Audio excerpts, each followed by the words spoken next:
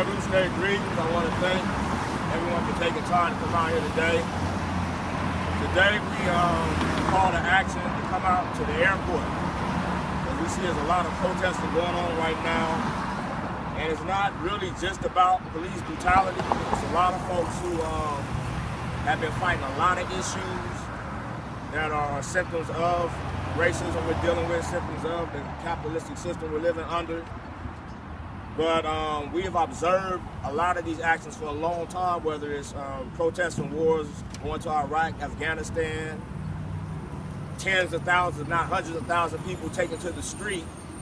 And we saw those things did not stop those thousands of people that were murdered in those wars, over 10 years. So our thing is, we're not just attempting to make a political statement or scene to be noticed. We're looking at stopping the next person from being killed tonight.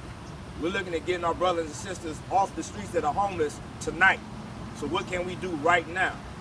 And with this current climate of mass protests, mass demonstrations, we've been trying to suggest to people, let's get out of our communities where we've been doing this forever and having no results, and actually start going to these communities where these police officers live.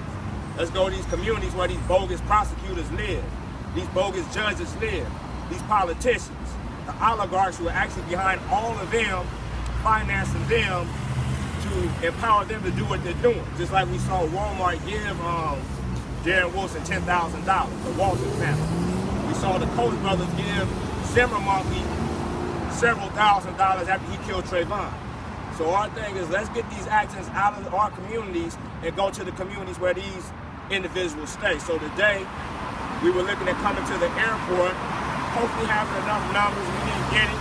We got a very humble few, but we're still gonna do what we can make it do. But the goal was to penalize this system through this airport. Through this airport, they're making millions of dollars every hour. So if we, the people, could shut the flow of traffic down, shut their income down for an hour or so, we would cut off millions of dollars. But that's what we believe is more necessary as opposed to just walking down Crenshaw. So today, I'm going to read some of the demands that some of the young organizers in Ferguson came up with.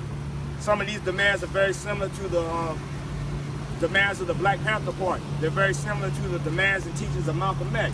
They're very similar to the demands of the most honorable Marcus Mosiah Garvey and the UNIA.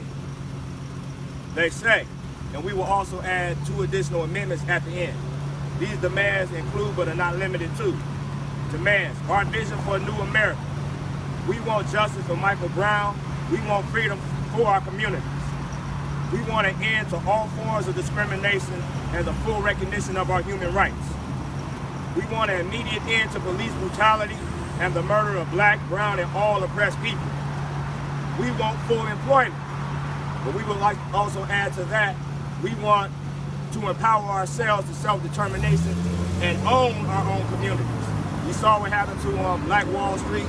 We saw what happened to Central Avenue when we had our businesses, and racist white groups, be it the Ku Klux Klan and others, went in and burnt and bombed those communities. We want decent housing fit for the sheltering human beings. We would like to also add, we want to get our people beyond just renting. Renting is a form of economic slavery. We have a right to own property or own our own communities. We want to end the school-to-prison pipeline and quality education for all. We want freedom from mass incarceration and an end to the prison industrial complex. The 2 amendments we would like to make: we want an end to the occupation of our communities by these racist police departments. We also demand the immediate release